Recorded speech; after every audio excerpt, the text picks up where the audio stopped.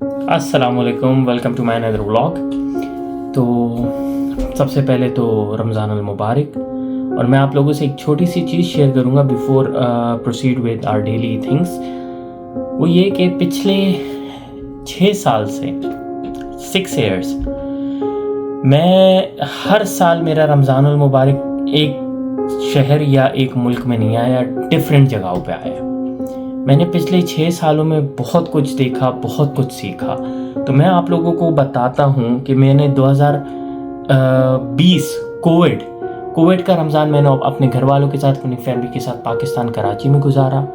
फिर उसके बाद 2021 का रमज़ान मैंने इंग्लैंड में शेफील्ड में गुजारा। फिर 2022 का रमज़ान मैंने Leeds and York, 2 different cities है इंग्लैंड में, वहाँ पे गुजारे। फिर 2023 का रमज़ान मैंने गुजारा लंदन में। 2024 का रमज़ान फिर मैंने वापस पाकिस्तान में गुजारा, कराची में अपनी फैमिली के साथ। 2025 का रमज़ान मैंने लाहौर में पाकिस्तान में फैमिली से दूर अकेले गुजारा।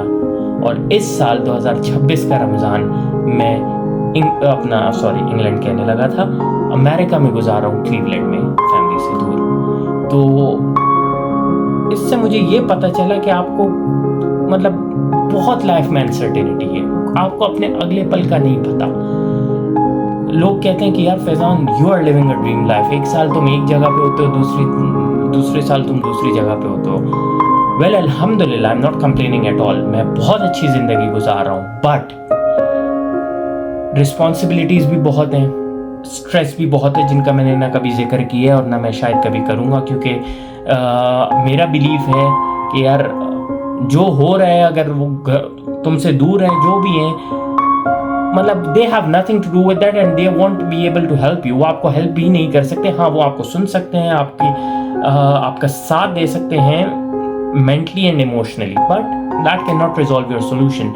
तो नो डाउट ज़िंदगी में अप्स एंड डाउन्स आते हैं, स्ट्रेस आते हैं, but that is a part of your life. तो बस इसी के साथ आज का व्लॉग शुरू करते हैं। और मेरी तरफ से सबको रमज़ान मुबारक, सबको बहुत बहुत मुबारक हो। और बस आज का व्लॉग हमारा इसी पे, रमज़ान के लिए ग्रॉसरी करने जा रहे हैं और रमज़ान की तैयारी करते हैं, क्योंकि ये बाबरकत महीना है और बहुत सारी बरकतें लेके आता है, खुशियाँ लेके आता है। चलें बढ़ते हैं आगे। कहानी ऐसी है कि मैं बाचा को पिक करने आया हूँ, एजाज़ भाई को। मैं और वो एक दूसरे को बाचा कहते हैं। तो बस एजाज़ भाई को पिक करते हैं और फिर आगे निकलते हैं ग्रॉसरी करने। और ये मेरा मील है, चलते फिरते हैं, खा लेते हैं। सुबह नाश्ता किया, उसके बाद भूख लग रही थी, तो ये बेबी कॉर्न खा रहा हूँ और सेब खा रहा हूँ। Thank you.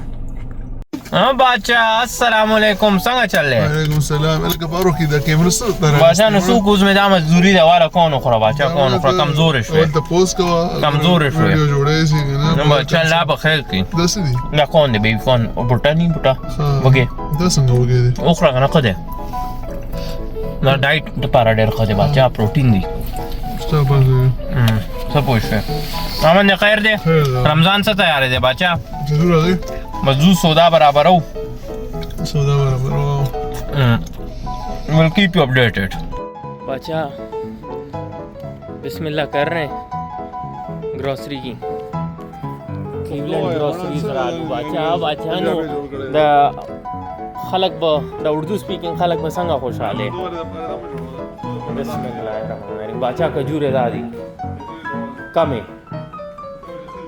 बाचा, उस जम नेम पोए अच्छा दा पड़ कादी के अजवा कम दी।